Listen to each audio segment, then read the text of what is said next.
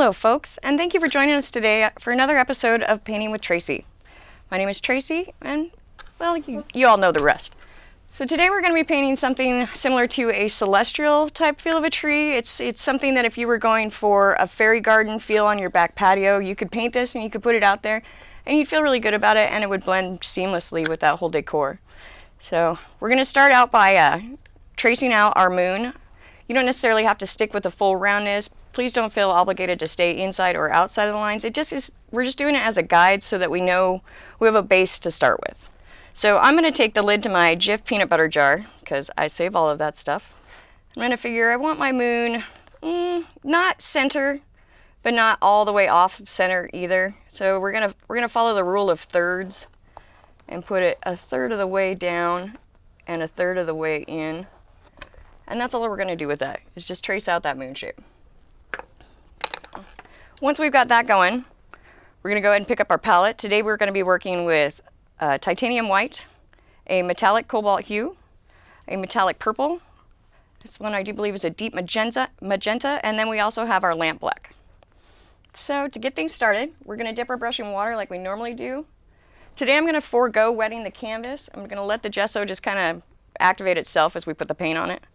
But I'm going to pick up my white, a good sized dollop of it, and we're just going to fill in that circle. And again, keep in mind that you don't have to stay inside the lines, you don't have to stay outside the lines. This is merely here as a guide so that you can keep in mind where your moon's going to be.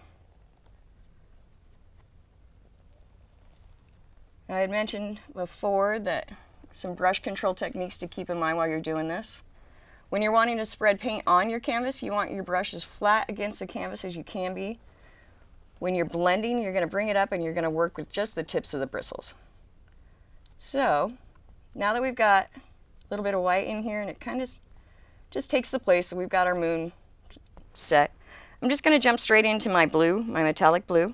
I'm not even going to rinse my brush off or anything. I'm going to leave that white on there because it's going to make for a lighter color around the moon.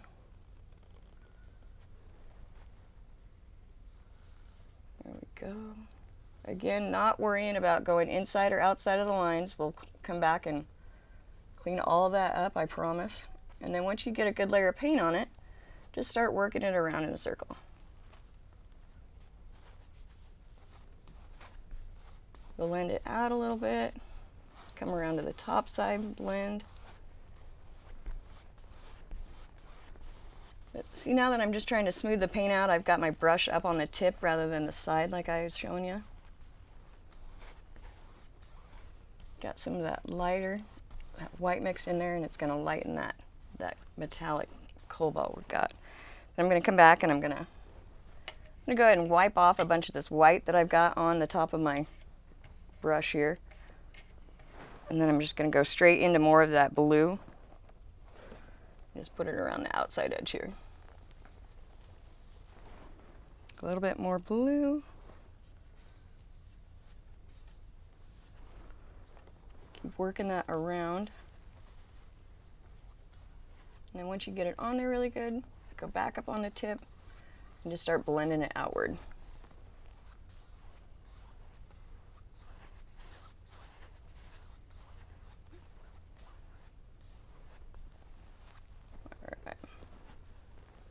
Now again, because we're going from lighter to darker colors, I'm going to go straight into my purple. I'm not going to rinse my brush. I'm just going to leave that blue on there.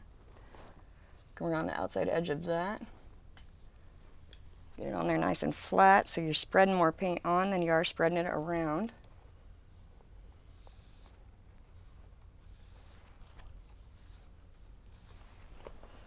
A little bit more for this top corner here.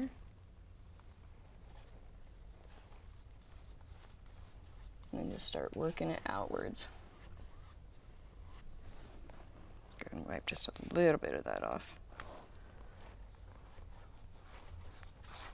Now, something to keep in mind when you're blending is the way that the paint is on your brush. So, for example, we've got, in theory, the darker color on the outside edge of our brush, whereas our lighter blue is going to be on this inside corner right here. So you want to just remember that when you're blending. So as I'm going around, you're going to have to spin the brush rather than just flip it over, because if you do that, you're going to put all of your purple right on top of the blue that you just tried to blend it.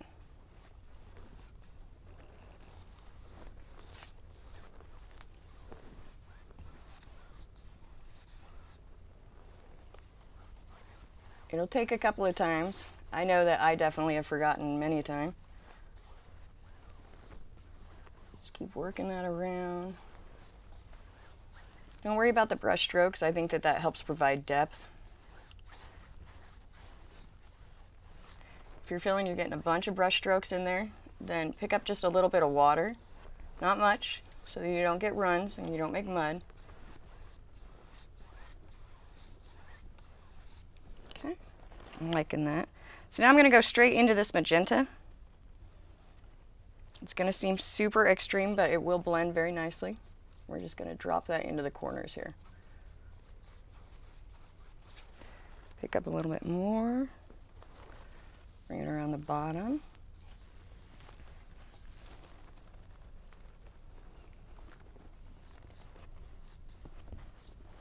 And then just this last little bit ought to do us, I'm thinking. Beautiful. And then you just start blending this one. Instead of blending this one out, we're going to blend it in.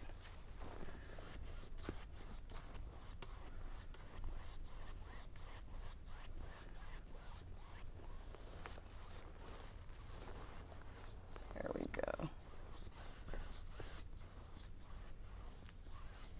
Remembering to keep that brush in the right position so that you're not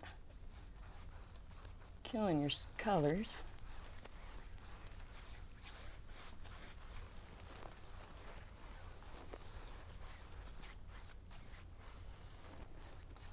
I think we're just about there. So I'm going to pick up a little bit more of this purple and mix it in with my magenta here.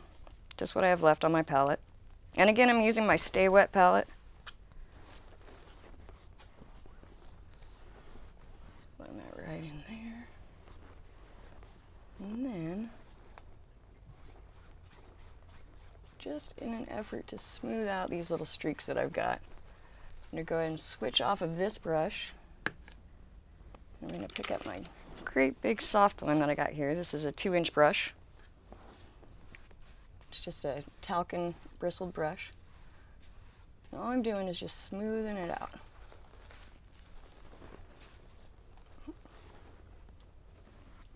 Now you don't want to go too much because you'll start picking up paint rather than blending, and at that point you're going to have bald spots.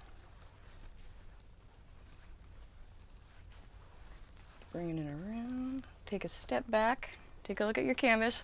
Make sure you've got your gradient the way that you want it. Make sure you're comfortable with how your color changes. And at that point, we're going to go ahead and give it just a moment or two to dry, and then we'll come back and we'll start setting in our cliffside and our treetop.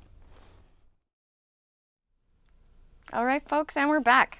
So now that we've given our canvas the appropriate amount of time to dry, we're going to go ahead and we're going to come back and we're going to clean up that moon like I had mentioned to you before. So I've switched to a 1-inch flat. Feel free to use a bright if you prefer. The difference between a flat and a bright is going to be the corners are going to be a little bit more rounded on your bright, whereas your flat is exactly as the name suggests. So what I'm going to do is I'm going to go through and I'm going to take this white and apparently some pink. Keep in mind that happens, your colors are going to mix on the palette. If you paint anything like I do, you're kind of all over the place. I feel like that just is a testament to your creativity. Don't let anybody else tell you otherwise. So all I'm doing right now is I'm just redefining that moon. Just bringing it around, and don't worry about the blue that's coming through on the underside. That's just going to help with again, depth. It's going to symbolize or at least make the suggestion for the craters and whatnot that you're going to have in your moon. So when you're comfortable with the shape of your moon, go ahead and keep playing with it as long as you like. I, for the sake of time, am not going to continue messing with this too much more. Get that like so. And then once you feel like you're happy with that, I'm going to pick up more of this white. Just a tiny, tiny little bit of this blue here. Just the tiniest little corner. I don't know if you can see that. About like so. And I'm just going to come through and I'm going to go up on the edge of my brush and just start dropping it in. And that's just going to give me a little bit extra texture. Be careful when you get to the edge of your moon that you don't go too far over. And all I'm doing is just adding texture. If we were having our moon stand alone all by itself out there, then I would say take a little bit more time with your outside edge. Make sure you don't go over. With this particular painting, our tree is actually going to end up cradling the moon itself. So we're going to have branches all around the outside edge of our moon, so it's not necessarily as important as, like I said, one that was just standing out there by himself. So take a moment, take a step back. It's always good to get a different perspective on your painting before you move on to the next step. If you feel like you're comfortable with the way your moon's sitting, I'm not super happy with my lack of texture on this outside edge. So very carefully, I'm just going to go ahead and bring that around right there. And feeling like my moon has gotten a little bit bluer than I would like. So I'm going to take my paper towel and I'm just going to squeeze the end of my bristles like so. Not super hard. You're not trying to pull the bristles out of your ferrule. You're just trying to get some of that extra paint off. The reason that I'm doing this rather than just rinsing it in the water is because I don't want too much water on my moon. I don't want my moon to run. I don't want it to smears coming down. So once you've wiped off the majority of the paint that you had on there before, we're going to go through and we're just going to pick up just the tiniest little bit on the tip, go back up on our edge, and just drop that in a couple of spots.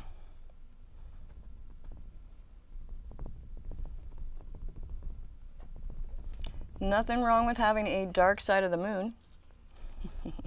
Pun intended. There we go. See, I feel a lot better about that. It gives me a darker side of the moon. I've got a lighter side of the moon. It's a little bit more natural looking than if I had just left it the way that it was. So at this point, we're pretty much done with our white for now. So I'm going to go ahead and rinse my brush off really good. Something I don't think I've mentioned yet is a good idea, more brush handling techniques. So when you're rinsing your brush off, you don't ever want your brush to be in the water deeper than the end of your ferrule. And this thing right here, this is your ferrule. It's what holds your bristles on the end of your brush. The reason you don't want to go deeper than that is because you don't want water getting up underneath of it, especially if you have a wood handle. That's going to cause your handle to swell, in turn cause your bristles to loosen up. Next thing you know, you pick up your brush. Favorite brush is usually how it works for me. And you've got little strands of hair and bristle all in your painting, and you want to talk about annoying. So now that I've got the majority of the white out of my brush, I'm going to squeeze it off one more time, maybe not quite as hard as I did before, and I'm going to take my fingers and I'm going to reshape my bristles just to bring it back into the shape that it was originally, and I'm going to let it dry on its side. Don't ever dry your brushes upright because any water that's left in your bristle is going to go down inside your ferrule and it's going to do the exact same thing that I was just telling you to avoid. So reshape it, set it down on its side. Then we're going to pick up our 3/4 inch angle brush and we're going to go and we're going to start putting in our landscape down here below. So I'm going to go straight into my black. I'm not even going to wet my brush this time. I'm just going to come down here to where the edge of my horizon edge, we'll call it that. And I'm going to just bring in some black. And don't make a straight line. You're definitely going to want some shape to it.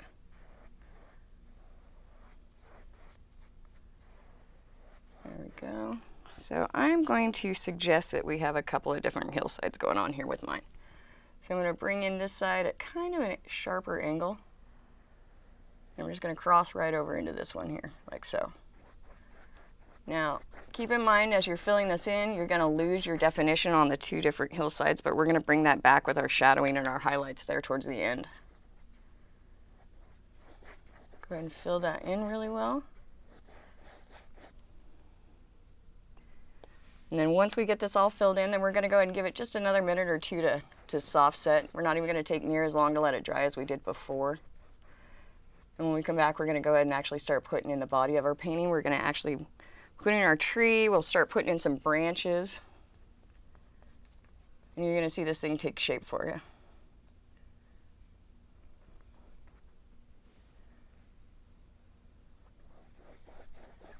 There we go. Don't try too hard to blend your black over the top of the other color that's there right off the bat. You can pick up paint rather than lay it down if you're working it too hard. You can always let your paint dry and come back and go right over the top of it. You don't have to try to get it all done the first time you're there. Was watching a YouTube tutorial last week because I like to see what other people are doing, and plus it helps me to improve at my painting abilities. I've mentioned before I really haven't been doing this that long. I started painting, I think we're up to 10.5 months ago now, and the majority of what I know from about painting I've learned from watching YouTube and the great Bob Ross. Some other greats that I've really been able to pick up a lot of skill from is going to be the Art Sherpa Cinnamon Cooney.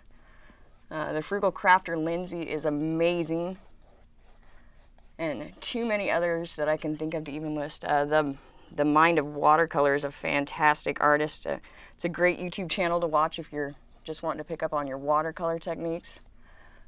He does a really good job of explaining why your paint's doing what it's doing. If you're looking for more of that technical kind of knowledge, I would suggest that.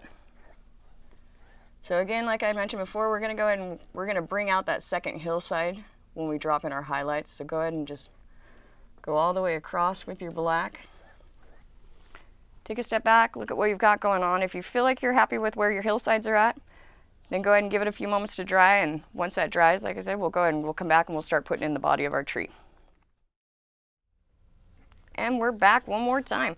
So we've gone ahead and we've recap what we've done so far. We've set in our moon, we've traced out our guide for where our moon's going to go, went ahead and we color blocked in the basic white of it.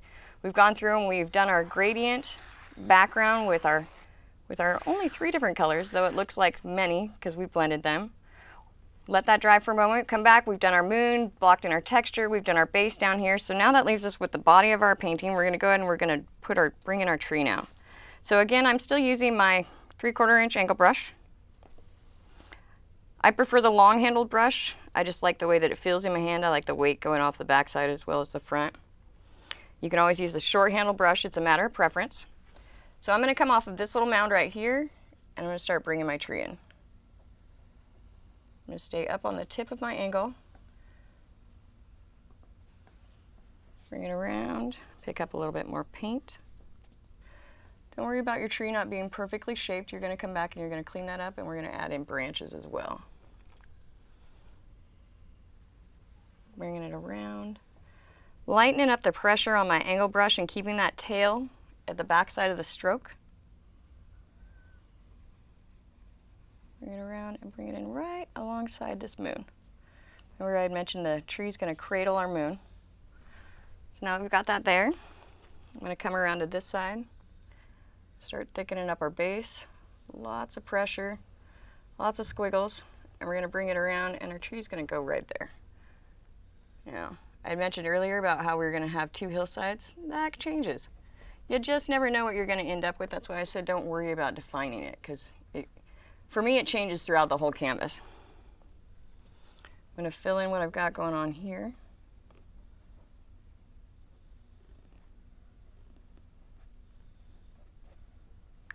We're also going to put a little bit of grassy detail in the bottom at the base of our tree to hide the fact that the transition between it and the.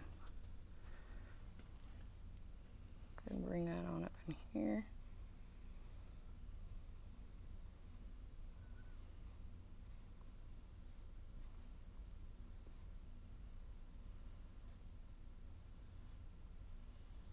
We're just kind of filling it in, thickening it up. Lightening up the pressure as we get near the top of the tree. Come around from the back side to where they meet up nice, and there we go. There we go. So I'm going to go ahead and stick with this brush for a little bit longer while we do our branches down here at the bottom, because they're going to be thicker than your branches near the top of the tree.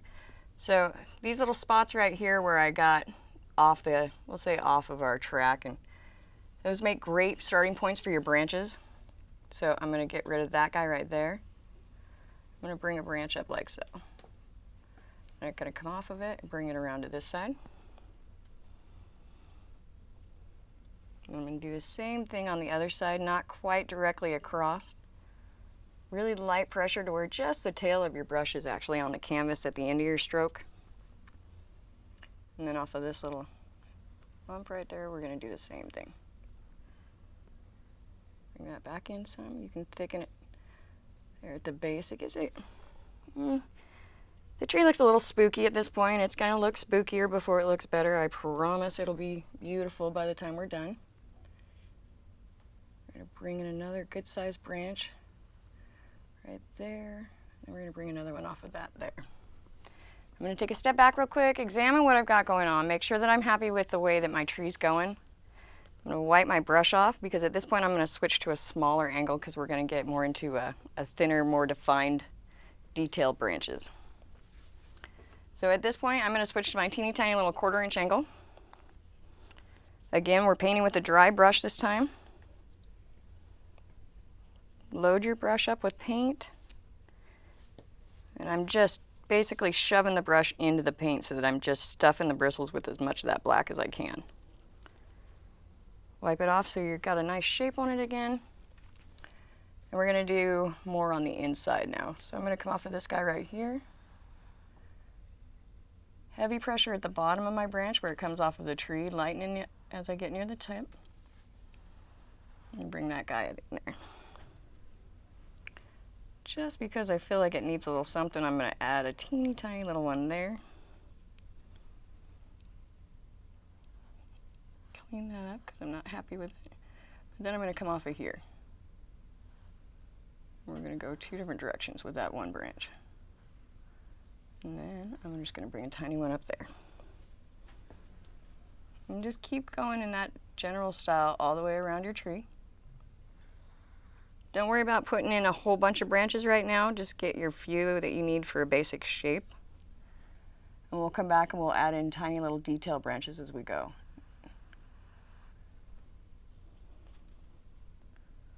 I like to get my outside ones done, the majority of them, before I go to the inside. If that doesn't work for you, then start with your inside ones.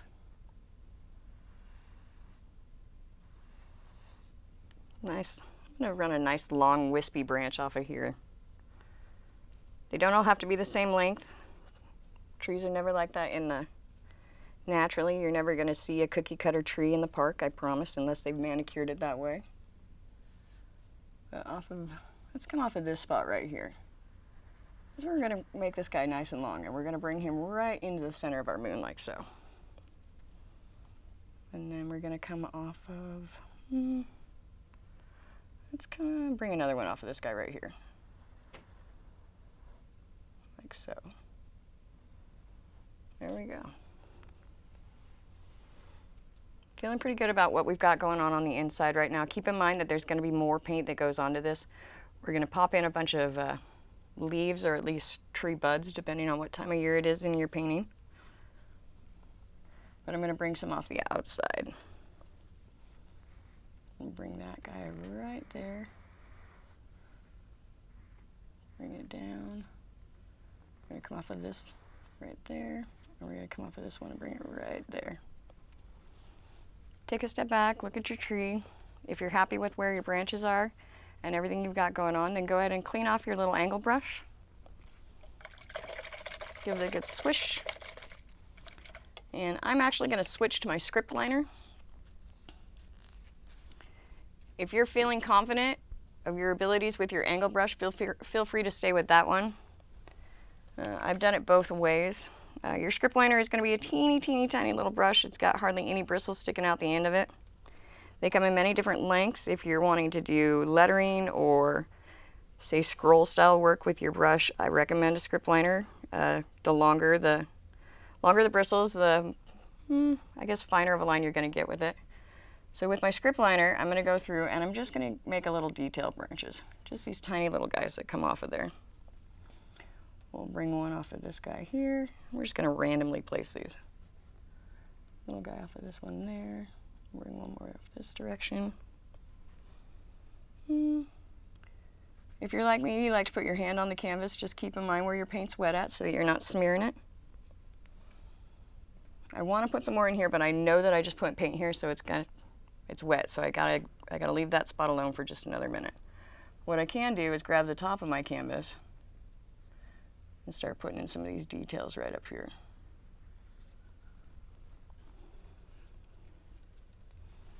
Do a couple more off of this guy right here. A couple off of this guy going in. If you're like me and you had a little bit too much coffee and you're a little bit shaky, use that. Use that to your advantage. Let that make the wrinkles in your branches. Take a step back, take a good look at your canvas. If you're feeling like you're comfortable with your tree where everything is, go and give it a couple more minutes to dry, and that way you're not dragging your hand through your body of your tree or anywhere else while you're trying to put in your leaves, which is going to be the next thing that we do after, like I said, we give it just another moment or two to dry. All right, folks, and now that we've given our tree enough time to soft set on us again, we're just going to go ahead and we're going to put in our final detail and finish this thing up. So I'm still going to take my script liner, only I'm going to use the back side of it. I'm just going to dip it right into the white, and that's how we're going to make our leaves.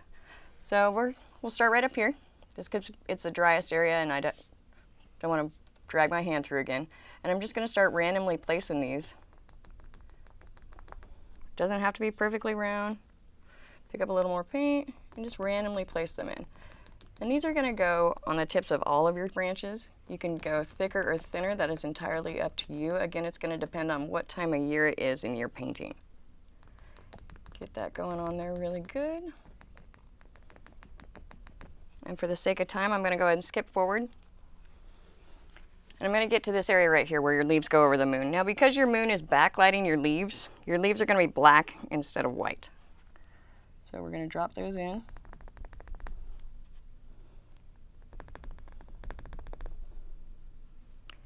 If you're not happy with the amount of paint that you're getting on your canvas with the back side of your brush, switch to the smallest round that you have. I believe this is a number 2. Pick that guy up. Just start dropping it in that way. Now keep in mind, it's going to be bigger, and it's not going to be perfectly round like your other ones were, so you want to make sure you don't press quite as hard.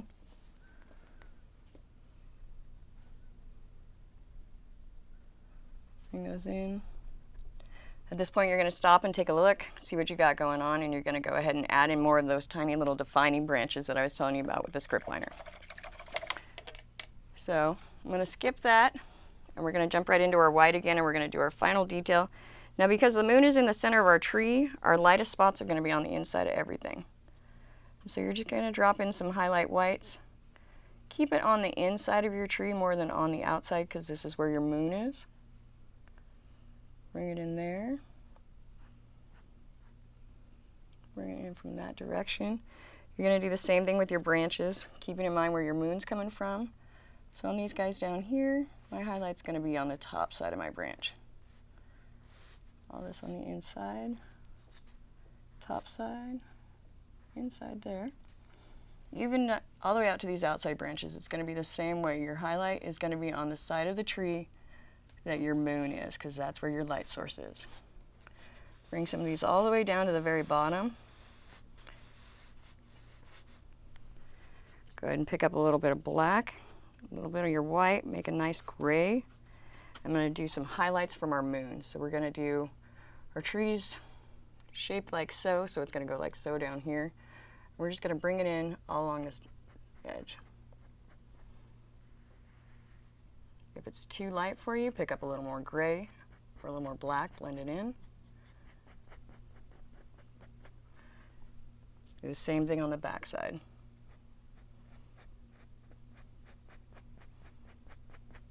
All the way up your hillside. If you angle or arc your highlights, it's going to suggest that your hillside is also an arching hillside. Keep in mind that your trees there in the shadow is going to keep your highlights from coming all the way across. That's a good place to start. Now go ahead and finish filling that all in, and we'll see you next time.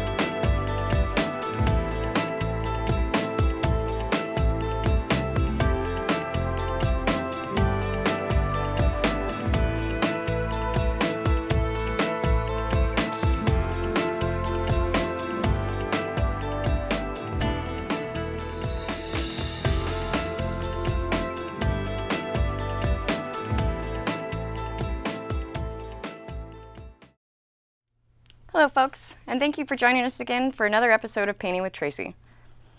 So today we're going to be working on what I call the silent forest. We're going to be working with 2 colors, 2 brushes, keeping these as simple and as sweet as we possibly can. We're going to go ahead and just get right into things. So I'm going to be working with titanium white and lamp black today. I'm also going to be working with my 3/4 inch angle brush, and I'm also going to be working with my 1/2 inch rake. Now it's called a rake because of the way that the bristles are spread out, whereas a fan brush, they're evenly spaced and it's rounded on the tip, hence the name fan. With a rake brush, it's flat across the top and the bristles are spaced out enough to give it that rake type of a look and feel about it. I'll explain it a little bit more as we pick it up and start getting into using it. For now though, we're just going to get into our canvas. So I'm going to take my titanium white and I'm going to pull just the tiniest little black off the side. Mix that in nice, and so we have a nice gray to start with. Black is an extremely heavily pigmented color and it takes over very easily. So be careful not to pick up too much or you're going to spend forever lightening it. Bring that in, mix it in a little bit more. You can use your palette knife to mix paint if you prefer. I like to use my brush just because it loads my brush and it's one less step for me to have to go through. So we're going to go ahead and we're going to start with the farthest away trees in our forest. Now, that being said, the trees that are going to be the farthest away are going to be grayed out. As your forest comes forward closer to you as the viewer, your trees are going to get whiter and lighter in color. Seeing as how we're doing a birch forest today, the trees that are in the far foreground are going to be the whitest. If we were doing, say, a colored forest, it would be similar. The trees in the far back would still be gray. As it came forward, it would get darker. So your trees would become more of a darker brown or more of a darker black. You would put more definition in your leaves. I'm just going to go ahead and drop in a suggestion of a couple of trees back here in the back. Now, these are far away, so they're very thin. I'm mostly on the tip of my brush, pretty much just the tail.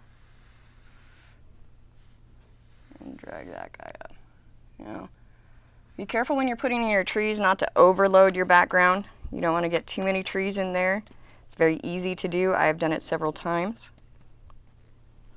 You can always add more branches and more detail to the back.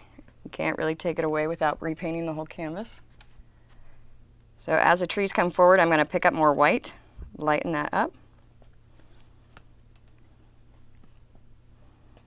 Very light in color. I don't know if you can see the difference in the gradients from here to here. I'm going to put a little bit more pressure on our brush.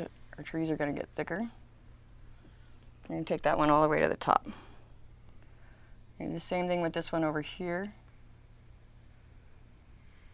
All the way to the top.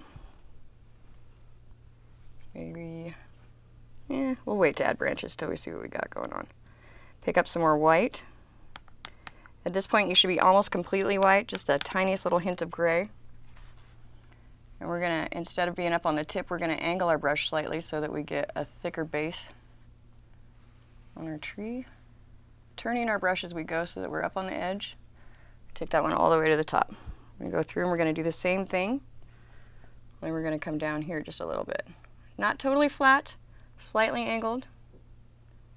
A little bit more pressure. Start twisting as you come up to the top. If you go over the top of one of your other trees like I did right there, don't worry about that, that's fine. Trees overlap in the forest all the time. We're just going to take this tree, what was a tree, and we're going to turn it into the fork in this foreground. Now, at this point, I'm going to be strictly white. The only pigment that's going to be in there that's added to it is what was already on my brush. I'm going to come right here, and we're going to turn this guy almost completely flat. He's the closest to you, so he's going to be the whitest. Load up some more paint.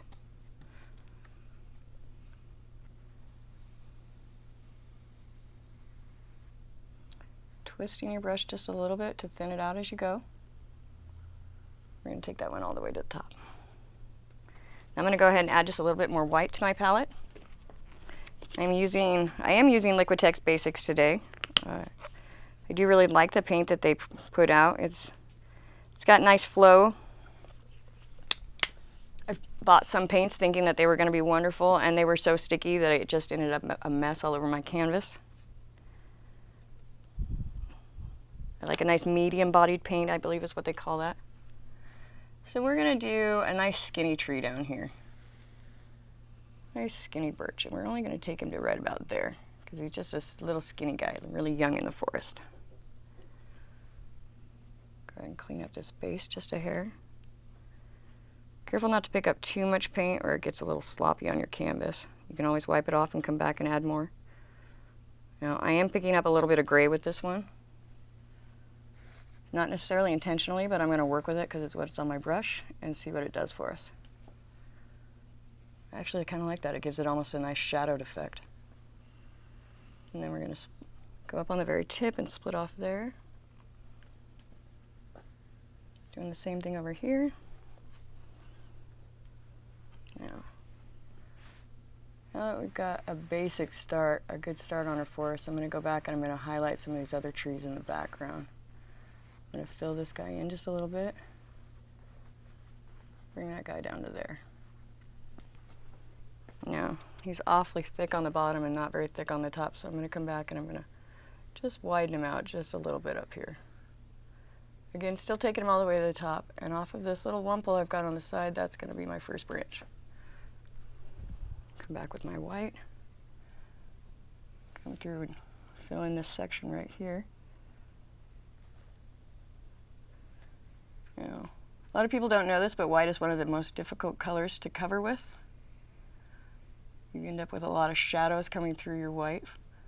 It'll take several layers of paint sometimes to go over such a dark background. I feel like the transparency kind of helps with our silent forest feel that we've got going on though with this particular painting. So we're going to go and we're going to fill this guy in right here. Now right up here about where my brush is, there's the suggestion of the tree in the background. With the other one we went ahead and incorporated it into our tree. This one we're going to leave it in the background. We're just going to let our foretree go right over the top of it.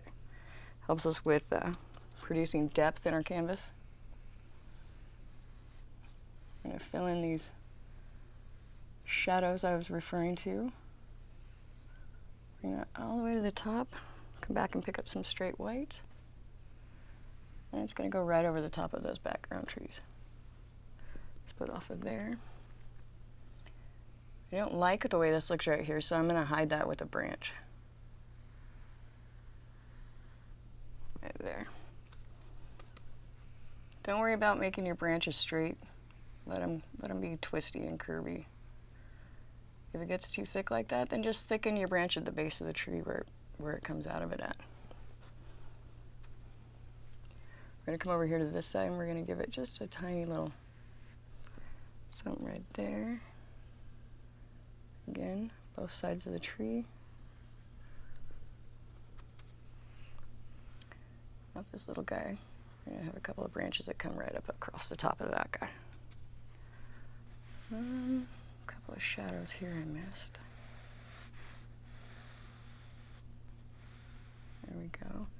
Do you keep in mind that your trees are wet? Be careful if you like to drag your hand across the canvas that you're not dragging it through your fresh wet paint. Nothing will frustrate you more than being almost completed with a painting and then smearing 3 colors across it. We're going to come up here and we're going to do a couple of branches off this guy in the background. Now, it's okay if you haven't defined which tree's forward and which tree's in the back. We're going to go ahead and we're actually going to do that with our highlights that we're going to put in. We're going to put birch bark stripes across horizontally across your tree in the front, and then we're also going to do some black highlights that go vertically with your branches before it's over. Take a step back, look at your canvas, see where your blank spots are, see where it needs filled in at. I'm not particularly fond of this right here, but we're gonna roll with it and see what it does by the time we're finished. Try not to overwork your tree like I'm doing right now. Just gonna fill that in so it's got a little foot at the base of the tree for that guy.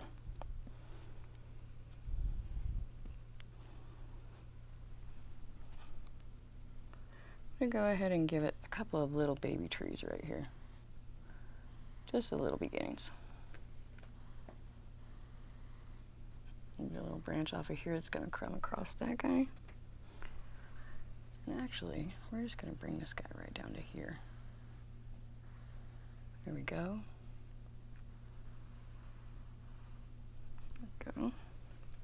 Take another step back, look at your canvas, see what we've got going on. I'm going to go ahead and I'm going to put one more nice, really thick tree in. Right over here on the side. But it's going to be way far forward. It's all, in my vision, the tree that I'm going to put in right here is actually starting, we'll suggest down here. So we're going to just assume that it's a nice thick tree, lots of pressure, bringing it up, bringing it on up, keep going, and then let it kind of trail off right about there. Come back through, fill in your shadows. Now, if you find that white is, the shadowing that you get from white is too frustrating, then go opposite of what I've got going on here. Do a black forest on top of a white canvas. Wipe off your brush a little bit. Now, it kind of looks like a hot mess right now. We're going to go ahead and we're going to fix all of that with our highlights that we're going to do next. Go ahead and fill in your shadows just a little bit more. Don't worry about making it perfectly filled in. The highlights that we're going to put in are going to hide a lot of these shadows that we don't.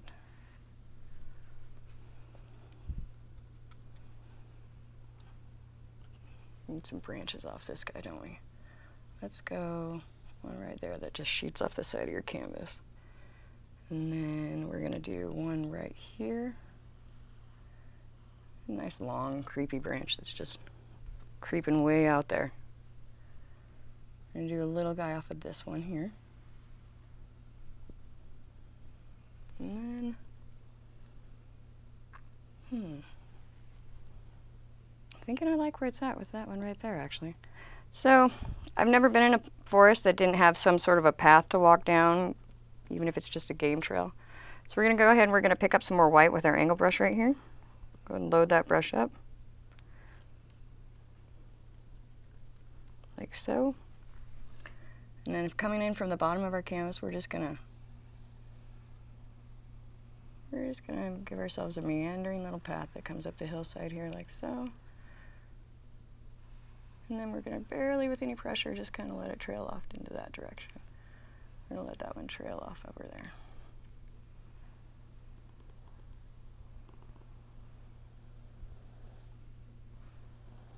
We're going to make our trail nice and wide down here at the base. Something to invite you. Might invite you right along. Take a step back, look at your canvas. Still not super happy with this spot right here, but I think it's because I would like that branch to come over the top of it. If you do something like that and you decide that you don't like it, paint over it. Do a couple more branches right here. See, now that I brought this branch over the top, I don't like it. So I'm just going to paint over it with these other branches. Bring one off of here that goes to right there. Take a step back. So we're heavy on this side of the canvas. We're very light over on this side. So I'm going to go ahead with my angle brush and I'm just going to drop in a couple of. Make sure when you get, if you're messing with the trees in the background, that you keep in mind that it's gray, not white. So you're going to pick up some of this gray that you've saved yourself from before. Come into this tree. Oh, go into this tree right there. Just a little something.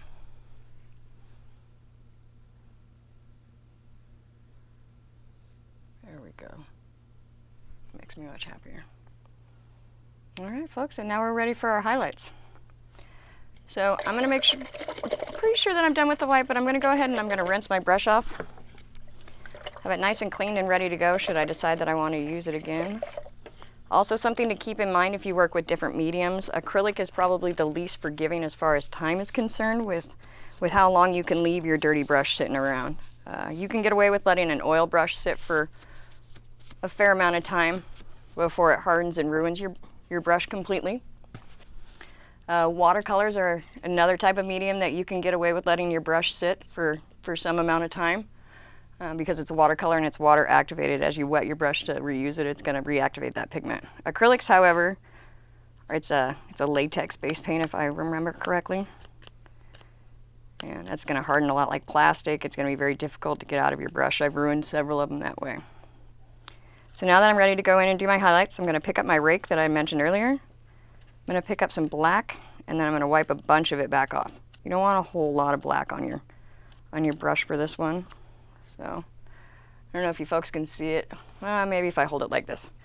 So you can see the black against the white background. You can still see the difference, the definition between the different bristles, the different sections of bristles. You don't want to have so much paint on your brush that it just looks like one great big glob of paint. So I'm going to start near the top, and I'm going to work my way down. I'm just going to come in, I'm just going to lightly just skim over the tree.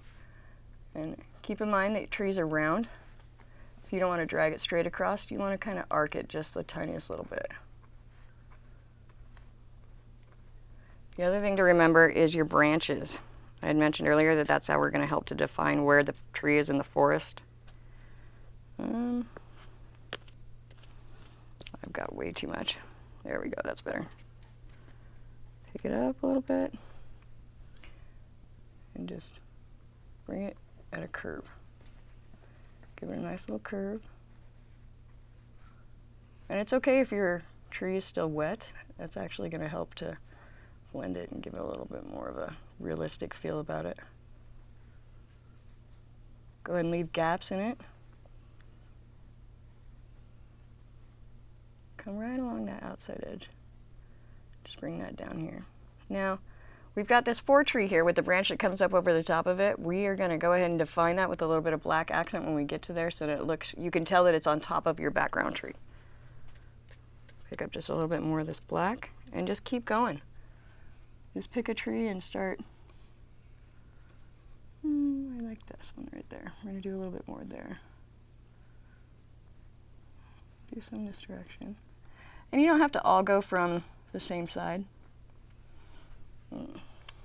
This is what I was talking about, folks. So at the risk of doing this one more time, we're going to go ahead and give our canvas about 3 minutes to dry just a little bit more so that I'm not dragging it through. And we'll be right back. And we're back, folks. Now that we've given our canvas a little bit more time to soft set, this wet part over here on the edge is set up nicely. We can go ahead and put our hands wherever we need to get that job done. So what I'm going to do to make it a little bit easier for my black to go on here and to make it so that my paint's not near as sticky as it can be, I'm going to go ahead and I'm going to wet my brush, and instead of wiping it off, I'm going to leave that water on there. And I'm just going to mix it in with the black that I have, and it's going to make it a little more fluid consistency. You want to go ahead and add enough water to where your paint is, I don't know if you can see it that well, but till your paint's about the consistency of cream. A nice heavy cream. Rinse your brush, wipe your brush off really good. Give it a good little rinse. Wipe it off on both sides, but I'm not going to wipe it off on my towel. I'm just going to wipe the excess water off on the side of the jar. I'm going to go ahead and I'm going to go back in and I'm just going to pick up that little bit of black with just the tips. And dip it in there a little bit, wipe it off some. And we're going to come back to this tree that we were working on. So we're just going to bring it in a little bit. Again, remembering that we're working with a tree and trees are round, so you want to have some angled, a little bit of an arc to your detail here. Pick up a little more paint. I'm going to bring it over here. And these guys just get dots basically because they're so far in the background that you can't really see it. Maybe a couple of little swooshes down at the bottom as your tree gets thicker. And then we're going to go ahead and start defining our branches.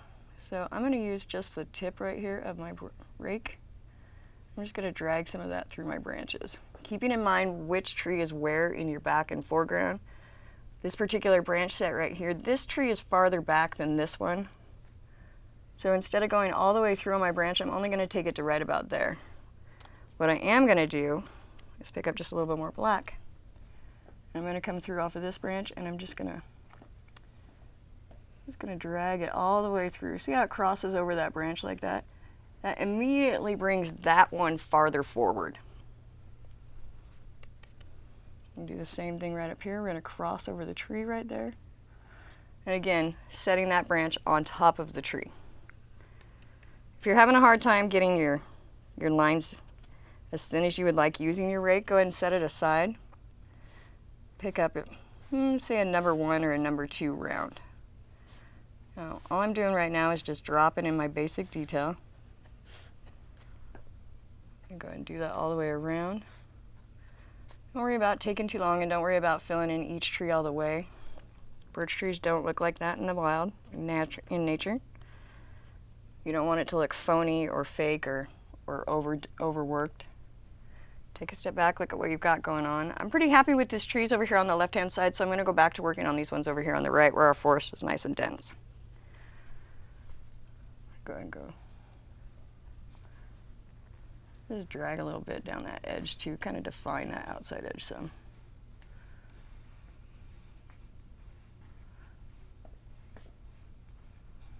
Bringing it in. Pick up a little bit more black and bring that in some.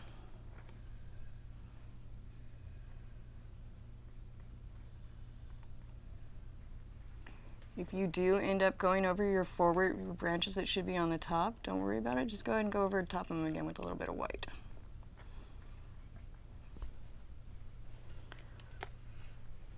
This guy, we're just gonna, he's way far in the back, so we're just gonna give him a couple little bits right here and there. Little bits here on this guy. Stop and take a look at your tree. See what you've got going on. This tree's farther forward than this big guy that's got this branch coming off of here. So what I'm going to do is I'm just going to go right over the top of that intersection.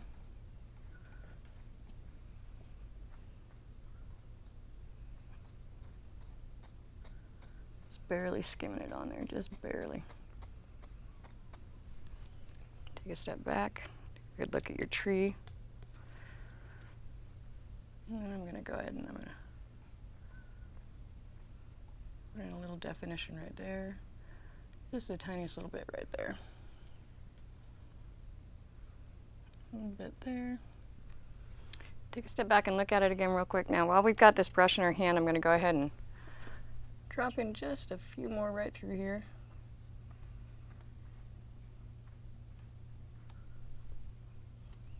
Just a little bit more on this bottom here, and I think we'll just about have it for that part.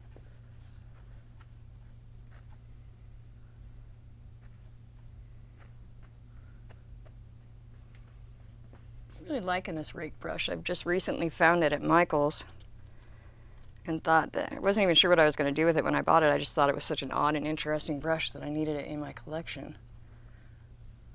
It works very well for making grasses, different textures in your canvas. Now I'm going to go ahead and I'm going to switch to that tiny little round like I had mentioned just a second ago. Make sure you clean your brush off really, really good. We're going to go ahead and pick up our number 1. Pick up some of that black. Now, because our black is nice and fluid, we don't necessarily need to wet our brush before we dip it in the paint. We can just go ahead and go with it. And we're just going to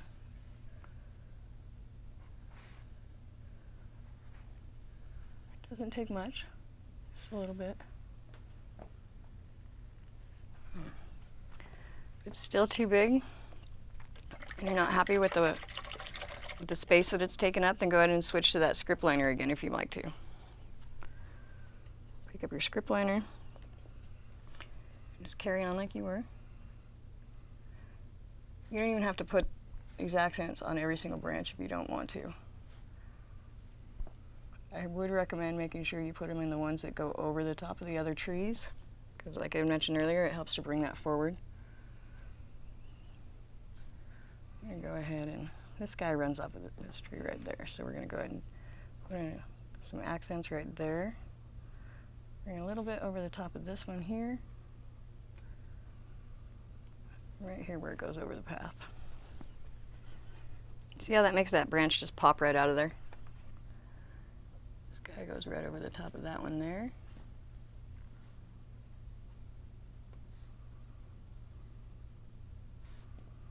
Couple of these little sideways slash marks.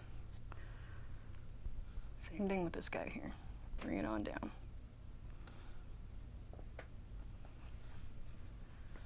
Remember that this is our path, not a tree branch. So we're going to go ahead and bring that down there. See, this is why we let our canvas dry, so you have a place to let your hand rest when you're doing these details. I recently started working with oils, so I'm going to have to learn a new technique, a new way to hold my brush.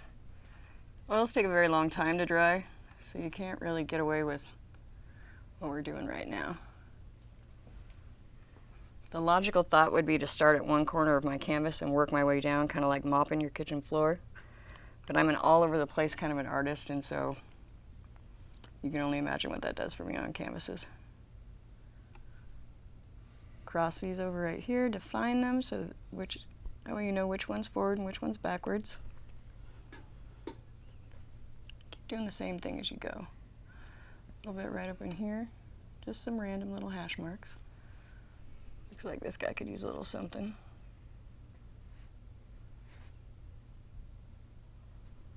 Take a step back and look at what we've got going on. I'm super happy with our forest.